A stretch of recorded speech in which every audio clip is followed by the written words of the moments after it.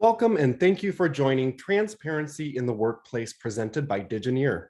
My name is Jack Thiesing and I will be your moderator today. I'd like to introduce today's speaker. Carly Hall is a strategic and leadership development consultant with Digineer. She is an organizational change management expert with strong leadership, coaching, training, and marketing experience. Carly has a history of improving employee and organizational performance. She is passionately devoted to helping others maximize their potential with a core belief in the limitless potential of others to drive organization performance and results. If you have questions, please type them into the Q&A feature of this webinar. Also, Carly is broadcasting with her webcam. Zoom has options that allow you to change how you see her during the presentation. And now I'll turn the presentation over to Carly. Thanks, Jack. Welcome. We're so glad that you're here. Before I dig into our presentation today, I just want you to know that the information that I'm presenting today comes from a book that I've written called Transparency in the Workplace, and some interviews that I did with Greg Deutsch, who's the VP of Business Process Transformation at API, and Doug Reynolds, the CIO of Self-Esteem Brands. So without further ado, here's our agenda for this morning and afternoon. So what is transparency and why is it important? Some of the barriers to transparency, what the role of communication plays in creating a transparent workplace, and really how are you going to create a transparent workplace and what are its benefits? At the end, I'll have and share some resources and allow some time for Q&A as well. So what is transparency in the workplace? Well, at the very heart of it, the definition that we'll go off of today is that it is allowing your employees regular and easy to understand access to just select areas of the organization, including maybe strategic goals or job duty expectations. What often I get back in terms of feedback for having transparent workplaces is that it must equate to an all access pass, and that's not true at all. Really, there are things that will never be shared with the entire organization, such as intellectual property or patents, personal employee information, etc. So just so that we're clear on what we are sharing and what we're not, we want to at least start here. And also, there are going to be different stakeholders requiring different levels of transparency. So you'll have your top leadership that will most likely have a fuller access to more frontline employees. But at different times, there are going to be situations where the entire organization is going to want to know where the organization is headed, what its goals are, and what its expectations are of its employees. So we are going to start with a little bit of a poll question. Personally, how important do you feel transparency is in the workplace? So I'd love to hear your input on that.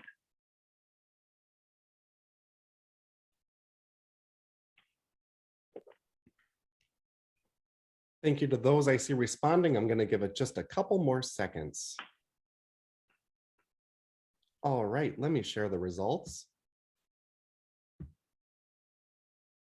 Fantastic. All right, so majority, extremely important and very important. And I really couldn't agree more, because as we look at transparency overall, this is really kind of the hard data that we're looking at. So this data here is from a Gallup report saying that 85% of employees are not engaged in the workplace.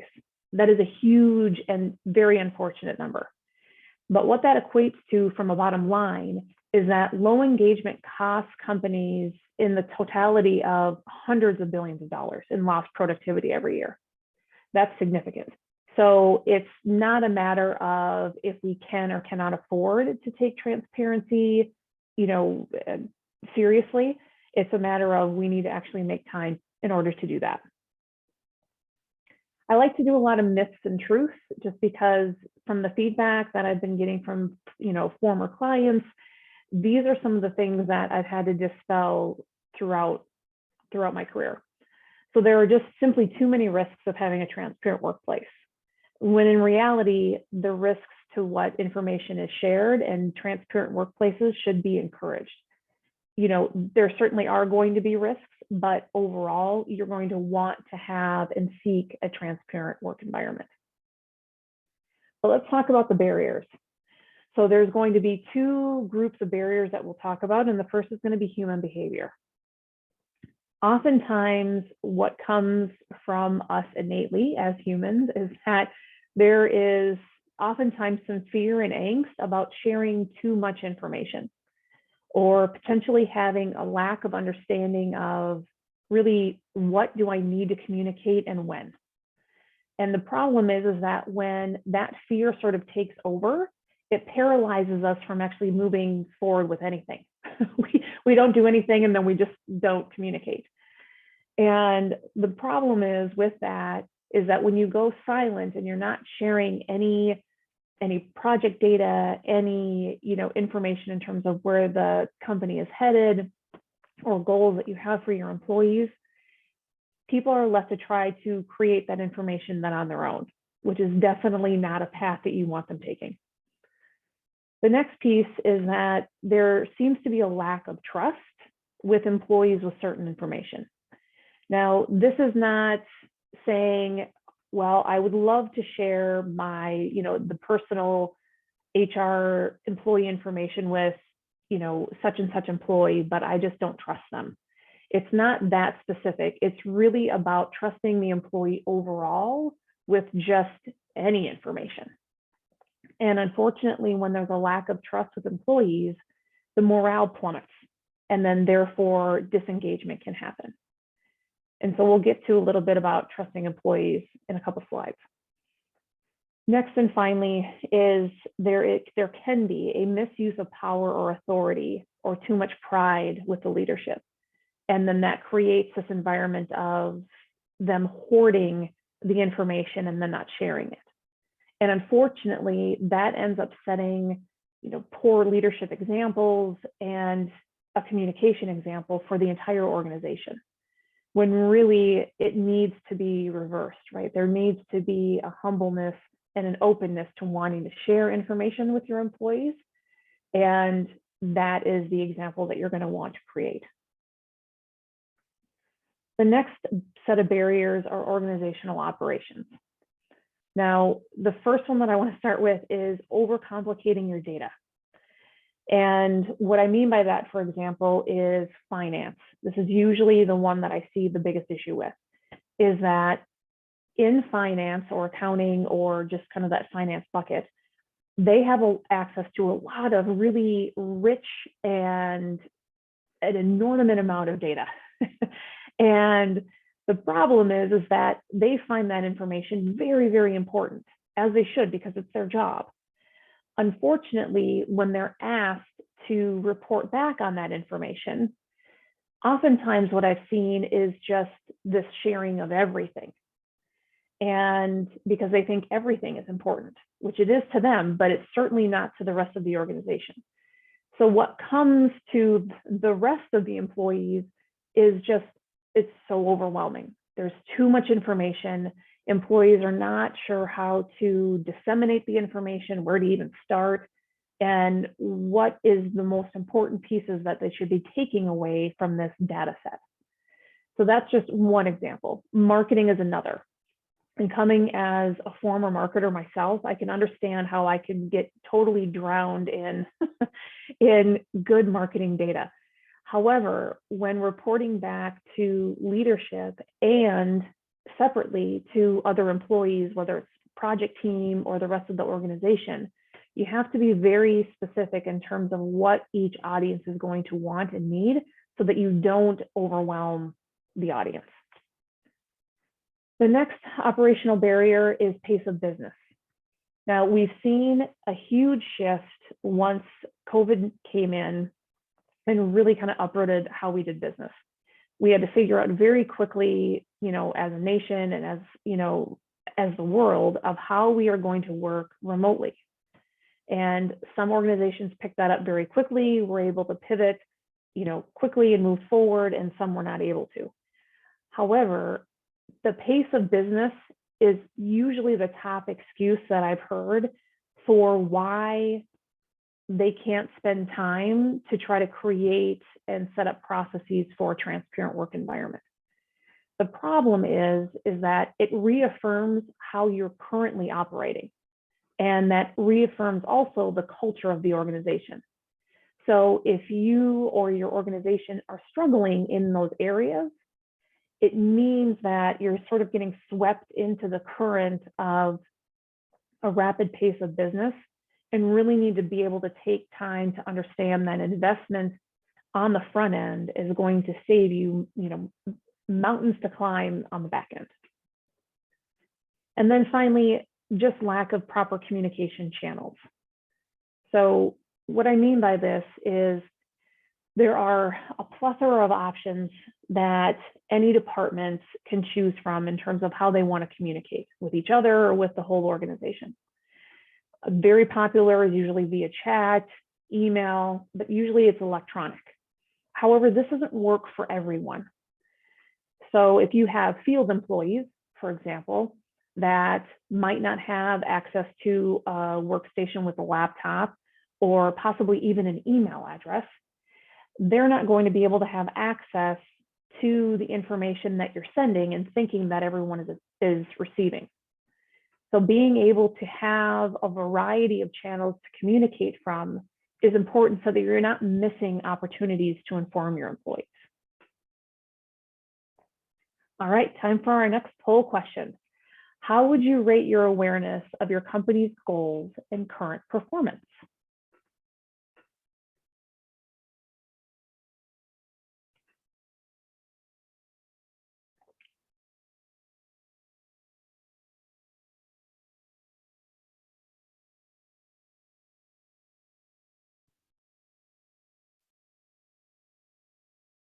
Give it just a few seconds for people to respond.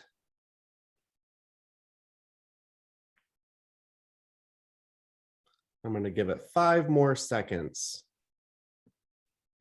I feel like the big countdown is coming. 3, 2, 1. All right, I'll share the results. All right, so this is very telling.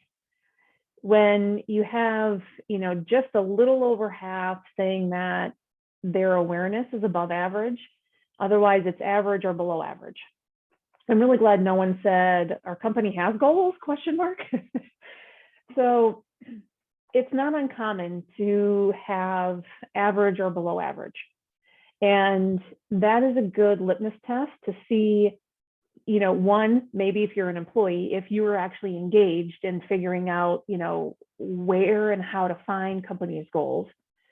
But furthermore, it's really a good, I think, eye-opening experience to figure out from the company side and leadership side, are you providing enough outlets for that information to, for employees to receive? Because it's not an assumption that when you set your company's goals that suddenly all of your employees are going to know exactly what you mean and know exactly how that impacts their job. And as you could see in the beginning of our presentation, if 85% of employees aren't engaged, that means you're going to have to work harder than just an email or maybe one company meeting to get that information across.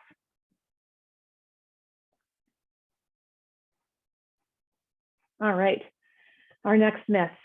A transparent leader tells their team everything and or needs to be rude to get their point across. When in reality, there will always be things that a leader cannot share for either safety, legal, or competitive reasons.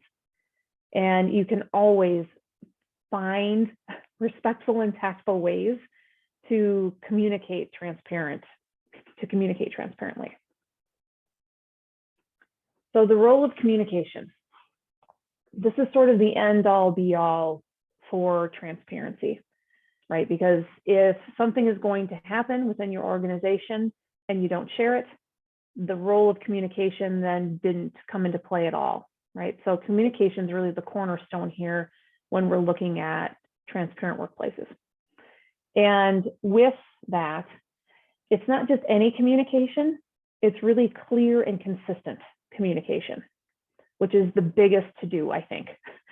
So it's important to understand that you can't just kind of go on and on and on and on and really kind of round about your point and then hopefully land it somewhere at the end. You want to be able to make sure that your most important information is, front and center, and that you're providing, any sort of detailed information to support that, but then an outlet for employees to ask questions, either, anonymously or in person, or, like one-on-one.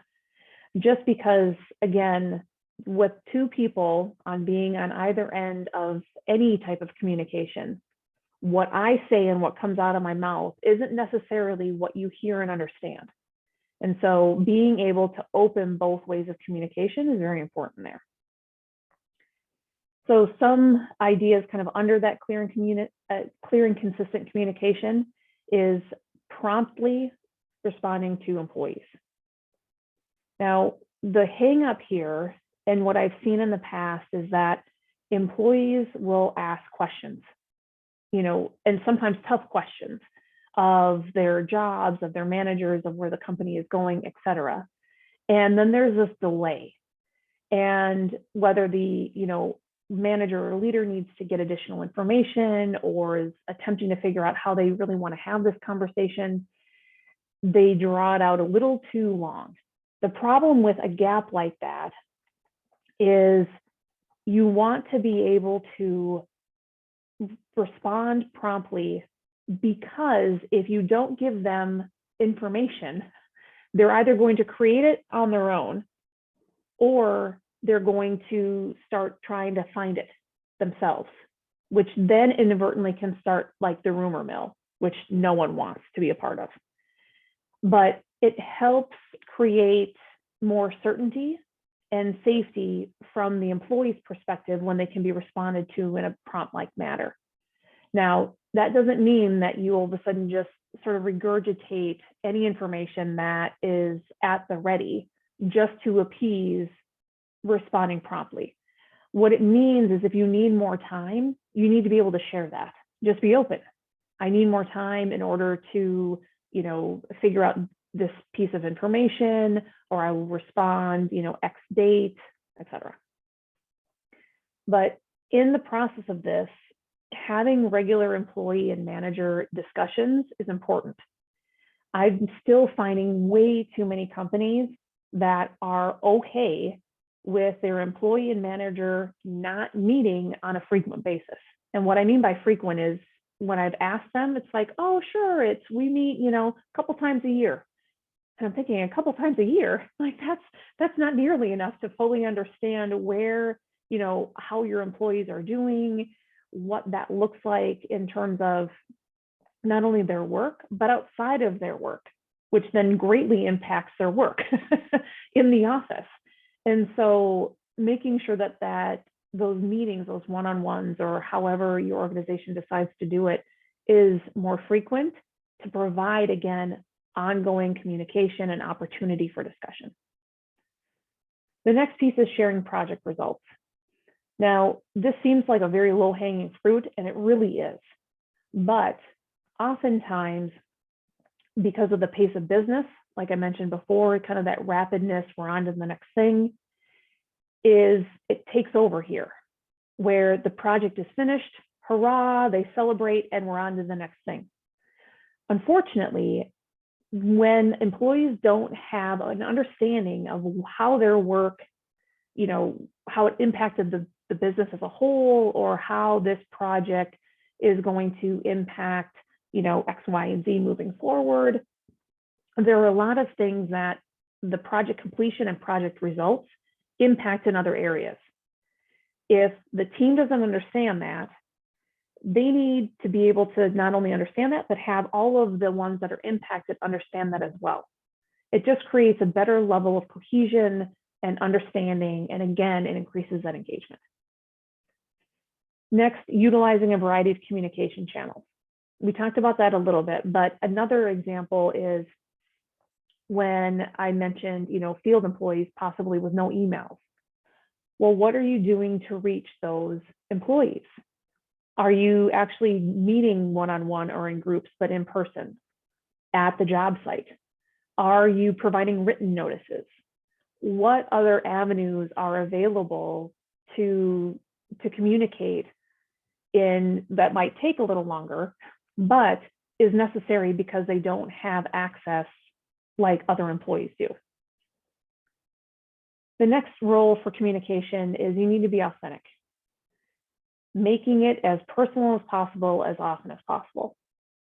The key here is when we moved to a more of a remote work environment, it was very easy to just have another Zoom meeting, send another email. And those things certainly aren't bad. However, there is a loss of personal touch and connection when you're not actually seeing somebody, shaking a hand, going out to lunch, doing all of the things that we did a couple of years ago. And so I challenge you to think about ways that you can make your communication more personal. Is it, if it has to be via Zoom, is it a small group with a leader that they don't normally have access to? Is that one way that you could engage that has more meaning than just a simple email that you would normally send? And then finally, and probably the most difficult and the one I get the most pushback on, is leaning into difficult conversations. The reason that it's not an active thing is because it's awkward.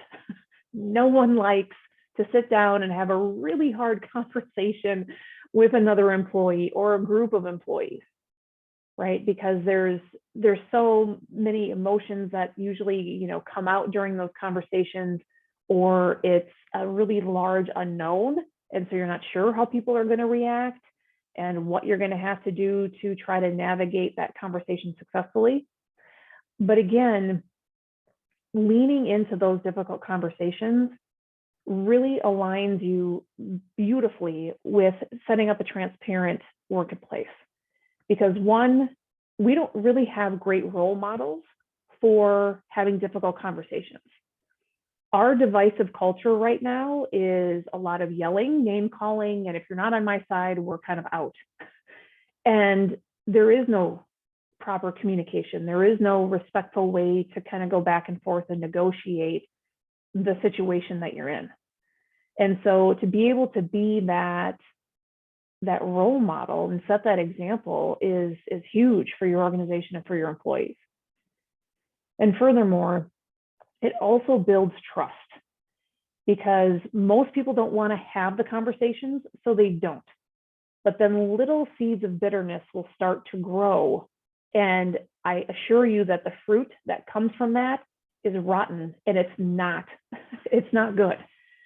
So to be able to have those conversations and to trust one another that you're going to make it through that conversation only builds a better relationship for maybe the next time, or just, kind of having somebody on your side when you're going to have a difficult conversation with somebody else. So again, you can see how important just communication is overall, and how it just is very intricately woven into creating a transparent work environment.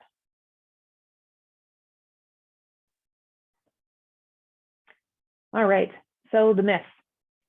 Senior leadership, they're the only people within the organization that should have access to and benefit from transparency. However, transparency is necessary and beneficial for all. The caveat to this is certainly senior leadership will most likely have a larger range of access to more private information, but it doesn't mean that they're the only ones that should have access to additional information that is level appropriate. So let's talk about creating a transparent workplace.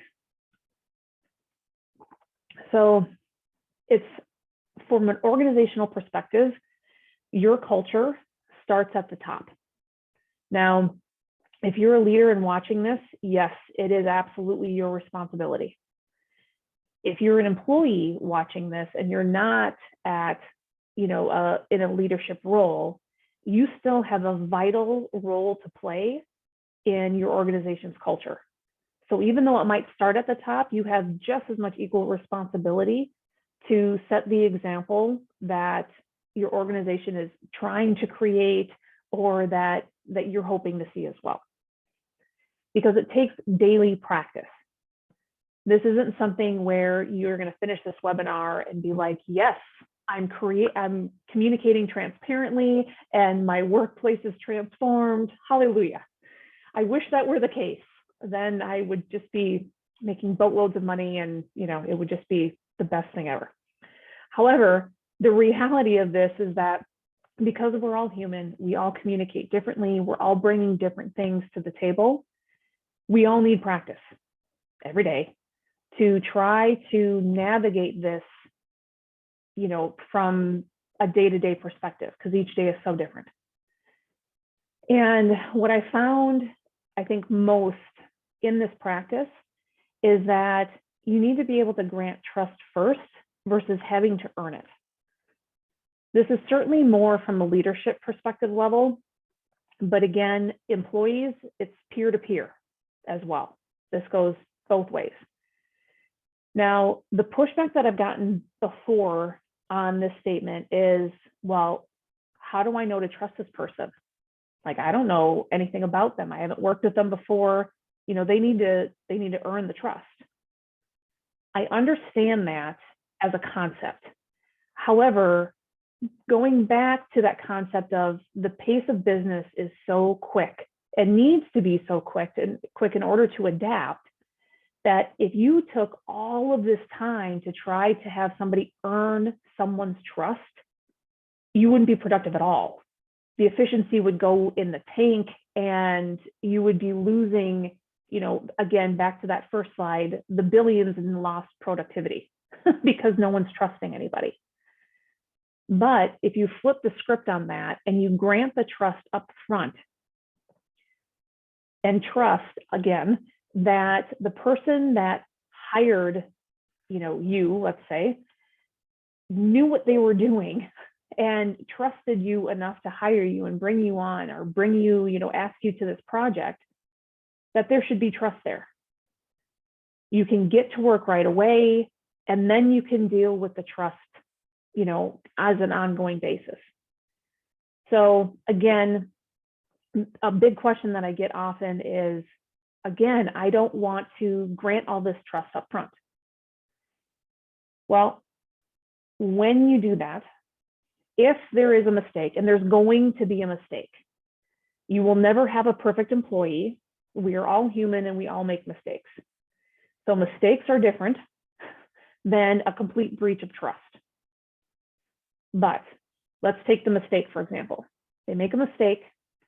You need to be able to work it out and move forward. It's not the mistake that hangs over the employee's head and now is your reason to not trust them.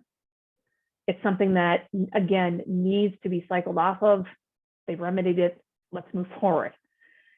If there is a breach of trust and they're still, it's within the realm of still maintaining their work, like they're not fired, there wasn't any, heavy reprimand.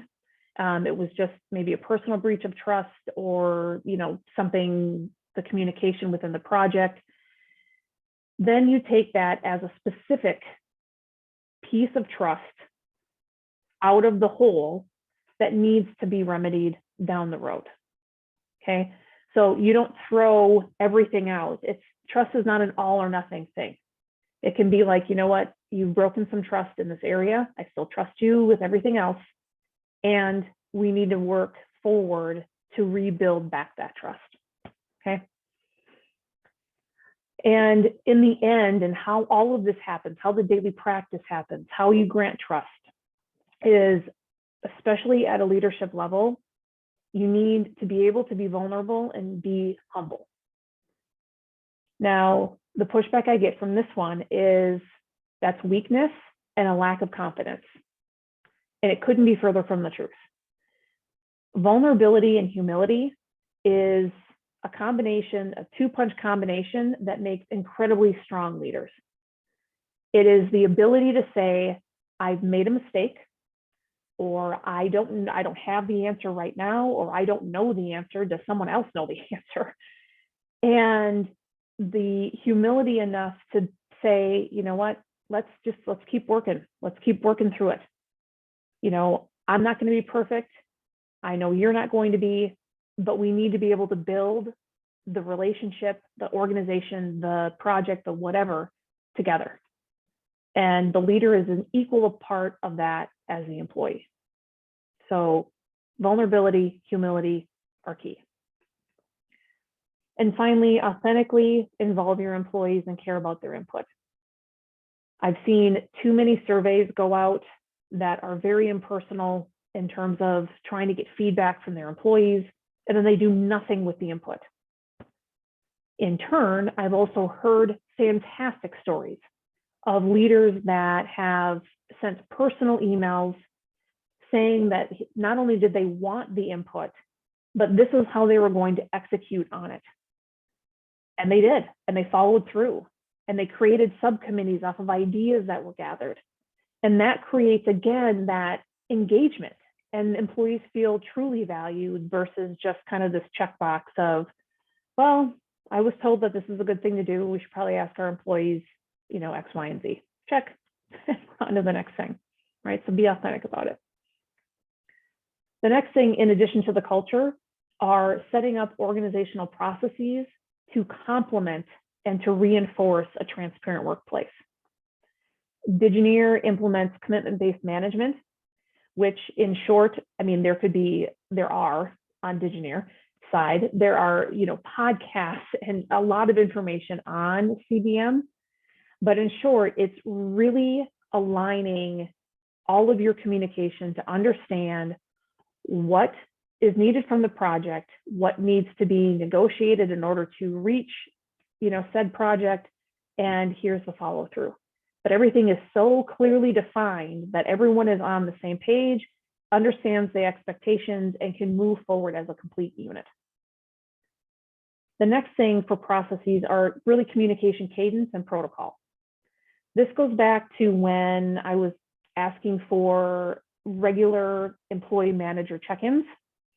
If your organization doesn't have anything like that, or if you're an employee that's saying, I don't see my manager, you can certainly lead this conversation as well.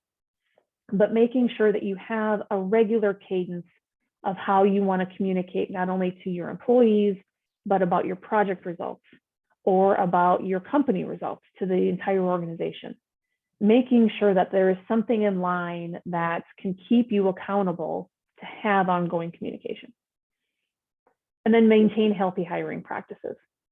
This goes back to creating a culture of transparency and creating, again, that granting trust versus earning it.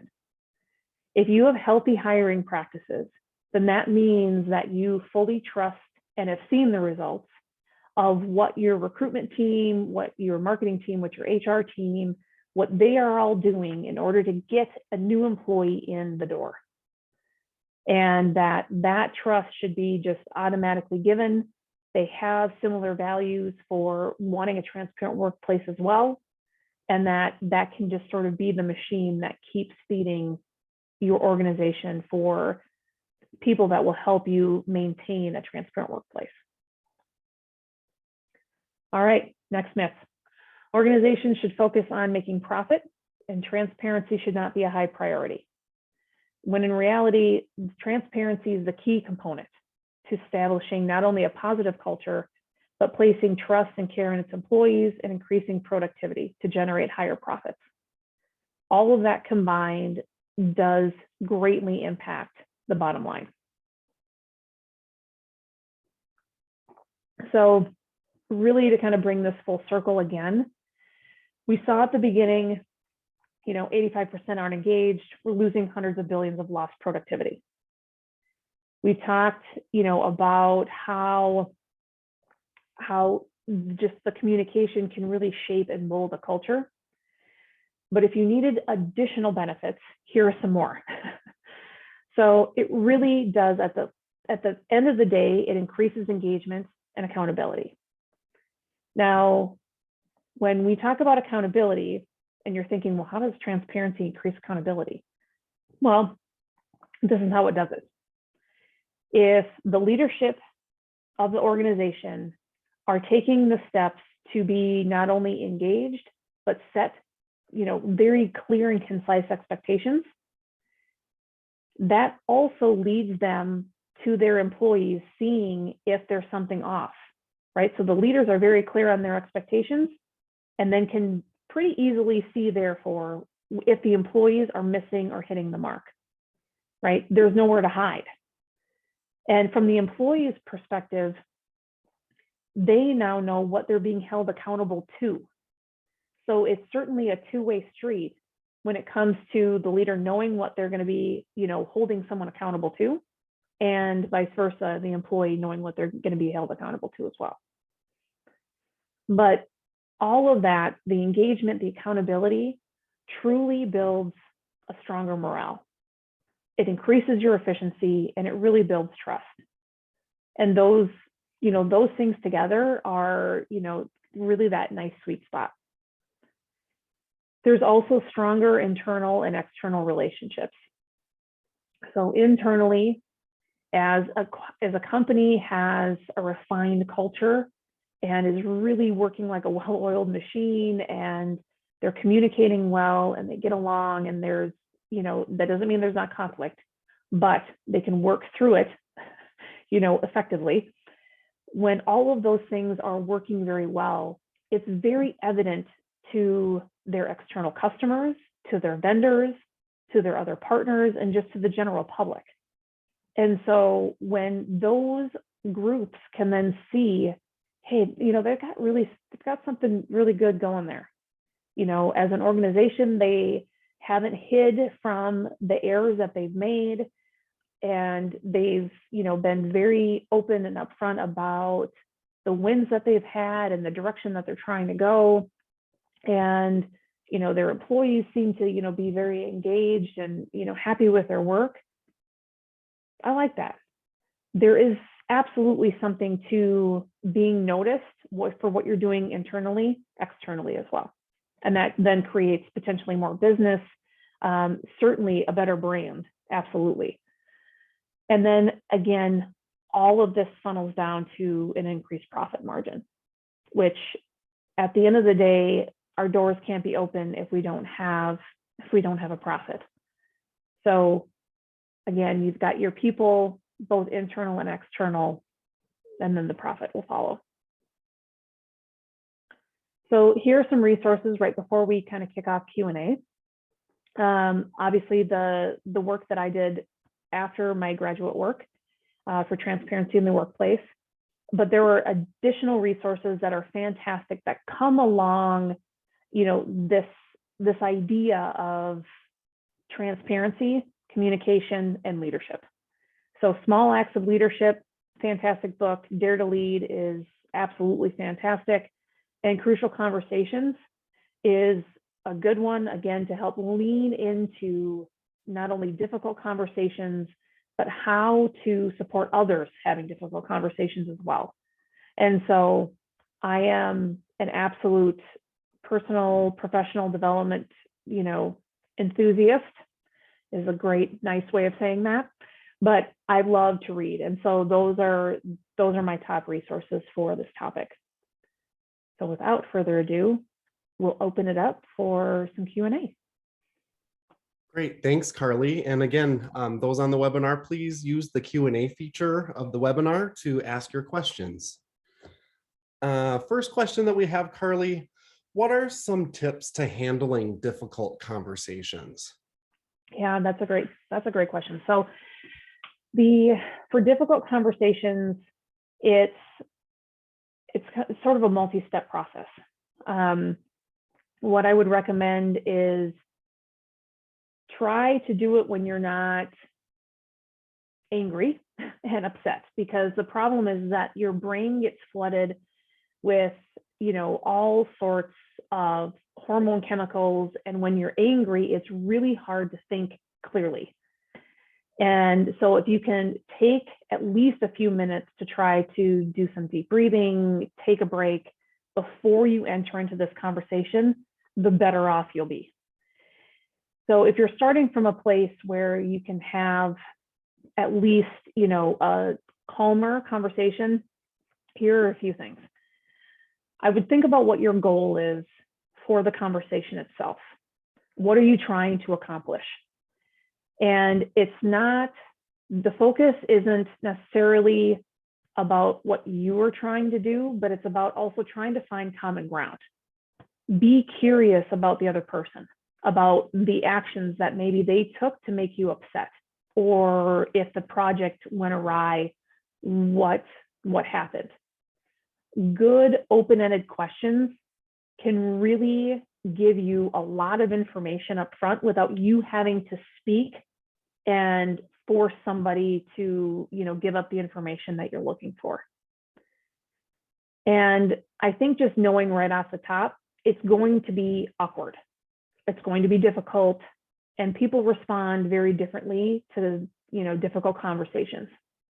For me, I'm a sweater. So my palms get clammy and I start to get a little flushed, and I just know that about myself. And so knowing that when it happens, I'm not freaked out about it. I'm not like, oh, like what is happening? I'm more open about, okay, I know this is coming and I just need to kind of keep driving forward and pushing through.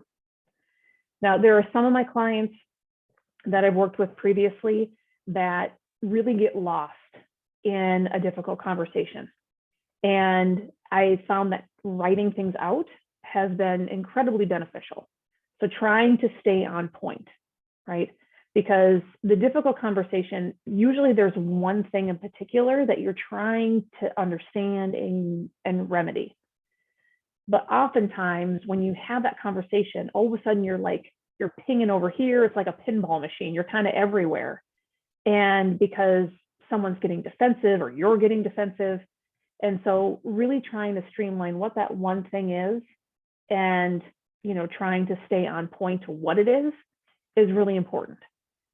And the biggest thing that I've seen go wrong in difficult conversations is when, especially in the workplace, when it's all about feelings and no fact. And what I mean by that is there's a lot of generalities used. Well, I don't know what it is. I just feel like it didn't go well. Okay. Well, as the receiver to that message, I certainly want to be empathetic that there is something that isn't well with how this went. However, I can't fix something that I don't know what it is. So if we take that example and make it more specific and say, I feel that when you said X and then left and slammed the door, in front of a whole, meeting room full of people, that it made me feel that you didn't, respect my work or respect me or, whatever it is. But there are actual, factual details that were in there in terms of what was said, what was done. And then as somebody that's receiving that, then I can respond to that versus a giant generality. Great. A couple more questions. You talked about when there is a breach of trust, you address it and you move on. Have you run into a situation when the person who broke the trust is unable to move on after receiving constructive feedback? Oh, interesting. Yeah, because usually it's what I've seen, it's the other way around. It's the person whose trust they broke isn't able to move forward. But in this example where the person who broke the trust is receiving the feedback and now can't move on, so that's a great question. So what I'd recommend is checking back after a while. Now, a lot with broken trust, with difficult conversations, we want them to be over quickly and to sort of try to get back to normal as quickly as possible. The problem is that doesn't work for everybody. And most people it just doesn't work for. More people just need time to, kind of navigate not only the information they received, what they've done, et cetera, et cetera. So in this case, the person that broke the trust and received the feedback and isn't able to move forward, there needs to be some time to let that sort of marinate and breathe. And also, non-threatening check-ins to figure out, okay, I want to make sure that we're moving forward successfully. and I am seeing, you know, you do this, and like, here are my facts, right? This is what I'm seeing. This is what you're telling me. What are some things that would help you to, you know, to make the next step towards, you know, a different tomorrow? Because again, if that person's having the difficulty, they need to also take some onus on what do they want to do to fix it. You know, especially if they're the one that broke the trust, there's going to have to be not only, you know, an apology, a remedy solution, you know, essentially like asking for forgiveness, but this is what I see for the future state. You're going to want to have some of that information back so that you understand, well, what are they, you know, what's their skin in the game to move forward successfully. So I hope that answered your question. Great, thank you. And looks like we have one last question. What are some pros and cons over communication? Oh, for it, like too much communication? Yes, I believe so. Yeah. Yep. So there are several. I've seen this more, I saw this more in crisis communication. So when COVID-19 hit, I had a number of clients that were just like flooding people's inboxes with emails. And the problem was they were long emails and they were coming from various departments, and no one knew what side was up because everyone thought that their communication was the most important and they had different messaging, and no employee knew what was the one source of truth, what needed to be, you know, they didn't know even how to prioritize their inbox. There just was a ton of confusion. And so over communication can be extremely detrimental, especially if it's coming from multiple places without any prior knowledge to that being the case. If part of your communication plan, if a part of your crisis communication strategy is that you're going to be hearing from various people at various times, then certainly outline that expectation. I haven't seen it work successfully when it's coming from so many different areas, even when the expectation is set, but it certainly could be done. Now, trying to make sure that it's just from one person and one person only certainly isn't, you know, realistic either. But try to put yourself in the receiver's end. And if they're getting continually bombarded with information, you're then again putting them in a position of being overwhelmed and then ignoring it, or being so anxious about it that they're not even able to get their own work done because they're trying to not only understand your message, but then get clarification and really figure out like, well, what's my part in all of this? Because you keep sending me, you know, email after newsletter after, you know, SharePoint, you know, Teams messages and so on and so forth. The issue on the opposite end, though, again, with the undercom is that, you know, the silence is going to be absolutely deadly. So there needs to be a strong pocket of, you know, where is that sweet spot for your organization? And only your organization is going to know that, because it has never been, you know, a rubber stamp between companies. This works for me, that's totally going to work for you. So the organization needs to find what's going to work best for them. But, you know, so there really isn't a big pro to over communication unless you define over communication as using multiple channels to communicate the same message.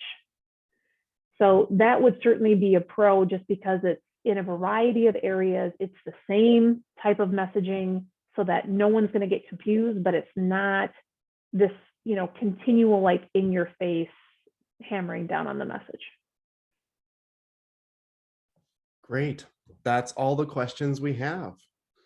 So on behalf of Carly and Digineer, thank you for joining. This concludes our webinar. Please Thank look you. for our recordings of our webinars on our YouTube channel and be sure to follow us on our social media channels. Also, if you have any questions, please send an email to info@digineer.com. Have a great day. Thank you so much.